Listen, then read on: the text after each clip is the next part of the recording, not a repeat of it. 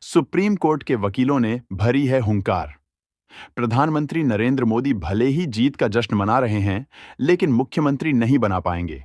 ऐसा ही कुछ माहौल देश में देखा जा रहा है। दोस्तों, एक और चौंकाने वाली रिपोर्ट सामने आ गई है।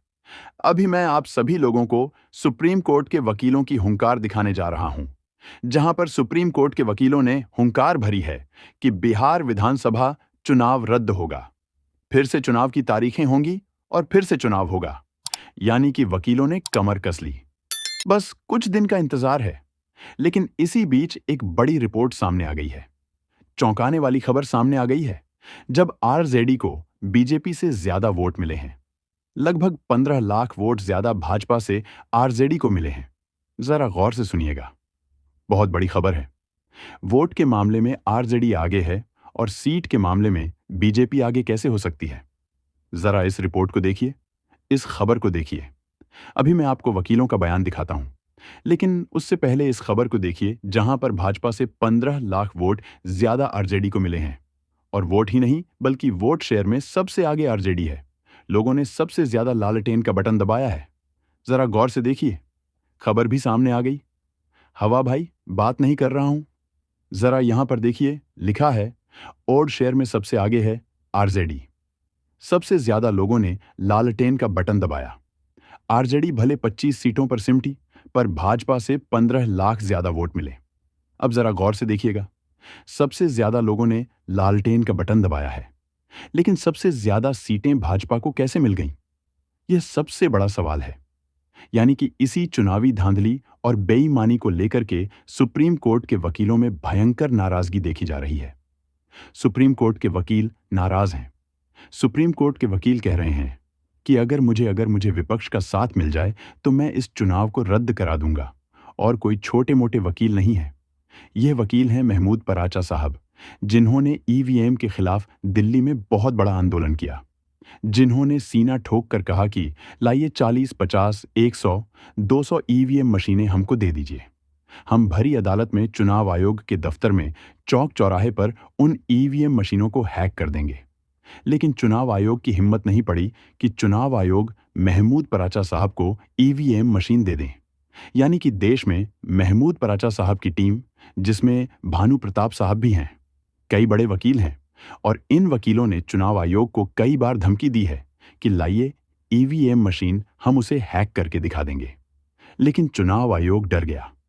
चुनाव आयोग ईवीएम मशीनें नहीं दे रहा है। और इसी बीच महमूद पराचा साहब ने एक बयान जारी किया, जिसमें महमूद पराचा साहब ने कहा कि अगर विपक्ष हमारा साथ दे तो हम बिहार का चुनाव रद्द करा देंगे। हम फिर से चुनाव कराने की ताकत रखते हैं। हम लोग सुप्रीम कोर्ट में मामले को ले जाएंगे। हम लोग चुनाव की जांच कराएंगे कि चुनाव में बेईमानी हुई या फिर नहीं हुई। हम पूरे मामले को फिर से खोलेंगे। वकीलों का यही कहना है। अब सबसे बड़ा सवाल यह है कि क्या विपक्ष इन वकीलों का साथ लेगा? क्या विपक्ष इन वकीलों के साथ जाएगा? कई तरीके के सवाल उठ रहे हैं, जिसका जवाब जल्द ही आप सभी लोगों को मिलेगा। और आप लोग क्या कहना चाहेंगे कि विपक्ष को इन वकीलों से हाथ मिलाना चाहिए या फिर नहीं? कमेंट बॉक्स में जरूर बताइएगा। अब दोस्तों, बारी आई वकीलों के बयान की, जहां पर महमूद पराचा साहब खुले मंच से यह ऐलान कर रहे हैं कि विपक्ष हमारा साथ दे तो हम बिहार का चुनाव रद्द करा देंगे। यह पॉलिटिकल पार्टीज हमारा साथ देंगी। महाराष्ट्र का उदाहरण आपके सामने है। बिहार हरियाणा का हमारे आपके सामने है। तो हम चुनाव यह रद्द कराएंगे। हम जल्दी रद्द कराएंगे। समय बिहार चुनाव रद्द होगा। बिहार चुनाव रद्द होगा। 100% रद्द होगा। जहां पर महमूद पराचा साहब यह ऐलान कर रहे हैं कि हम बिहार का चुनाव रद्द करा देंगे अगर विपक्ष का साथ हमको मिल जाता है तो। लेकिन इसी बीच हिंदुस्तान अखबार में छपी इस खबर ने सभी को हिलाकर रख दिया है कि क्या इतने बड़े पैमाने पर बेईमानी और धांधली की गई है?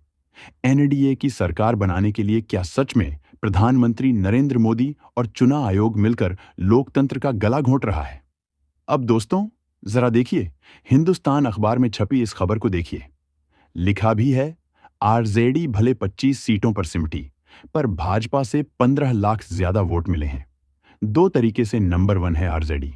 एक तो भाजपा से ज्यादा वोट मिले, वोट शेयरिंग भी बीजेपी से ज्यादा रहा आरजेडी का, और सबसे ज्यादा लोगों ने लालटेन का ही बटन दबाया है।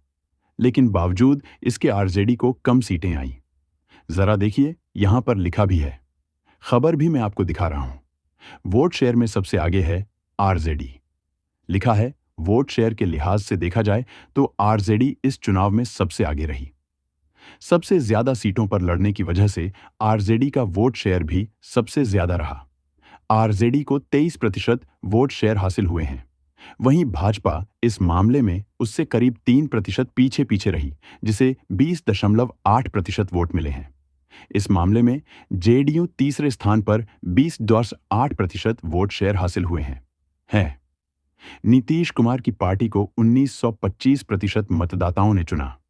वहीं कांग्रेस को 8.71% वोटर्स ने पसंद किया है। सबसे ज्यादा लोगों ने लालटेन का बटन दबाया है। खबर देख लीजिए, लिखा भी है, चुनाव में उतरे दलों को कुल मिलाकर कुल वोट के मामले में भी आरजेडी सबसे आगे है। यानी चुनाव में उतरे दलों को मिले कुल वोट के मामले में आरजेडी सबसे आगे है। 1,15,465 वोटर्स ने पोस्टल बैलेट और ईवीएम में लालटेन पर उंगली रखी है। यह किसी एक पार्टी को मिले वोट में सबसे ज्यादा है। वहीं भाजपा को आरजेडी के मुकाबले 15 लाख कम वोट मिले हैं। भाजपा को कुल 1,81,143 वोट हासिल हुए हैं। हालांकि भाजपा को 88 सीट पर जीत मिली तो आरजेडी 25 सीटों पर ही सिमट गई। 90,718 वोट पाकर जेडीयू 85 सीटें जीतने में सफल रही। वहीं कांग्रेस को 43,74,569 मतदाताओं ने चुनाए। तो यहां पर आप लोग वोटिंग परसेंटेज देख सकते हैं। कितने वोट किसको मिले हैं वो भी आप लोग देख सकते हैं। तो यहां पर दो मामले में आरजेडी बीजेपी से आगे चल रही है, वोट शेयरिंग के मामले में और वोट के मामले में। यानी कि जीत का जो मार्जिन था आरजेडी का, वो बीजेपी से कहीं बहुत ज्यादा था।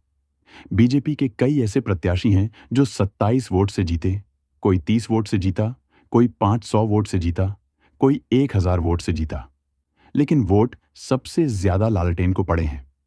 लालटेन सबसे ज्यादा वोट हासिल करके आई है, लेकिन फिर भी सीटें बहुत ही कम आई हैं। इसका कारण क्या हो सकता है? शायद मुझे बताने की जरूरत नहीं है, आप लोगों को समझाने की जरूरत नहीं है।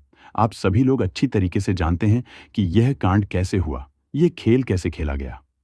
तो इस पूरे मामले पर आप लोगों की जो भी राय है कमेंट बॉक्स में जरूर बताइएगा। आप लोगों को क्या लगता है कि चुनाव में धांधली बेईमानी हुई या फिर नहीं? और वकीलों ने जो यह ऐलान किया है कि हम बिहार का चुनाव रद्द करा देंगे, इस पर आप सभी लोगों की क्या राय है वह भी आप लोग कमेंट बॉक्स में जरूर बताइएगा। हम लोगों को मालूम है कि कोई छोटे मोटे वकील नहीं है। लंबे समय से यह लोग चुनाव आयोग को लेकर के तरह तरह के खुलासे कर रहे हैं। यह वकील ही हैं जो दिल्ली की सड़क पर उतरकर ईवीएम का विरोध कर रहे थे, सरकार को घेर रहे थे। यहां तक कि प्रधानमंत्री नरेंद्र मोदी पर भी वोट चोरी का आरोप लगा रहे थे। तो ये बड़े दिग्गज वकील हैं और इन वकीलों के साथ विपक्ष को जाना चाहिए। इस पूरे मामले पर आप लोगों की क्या राय है कमेंट बॉक्स में जरूर बताइएगा। वीडियो को लाइक शेयर, अगर चैनल पर नए हैं सब्सक्राइब करके सपोर्ट कीजिएगा।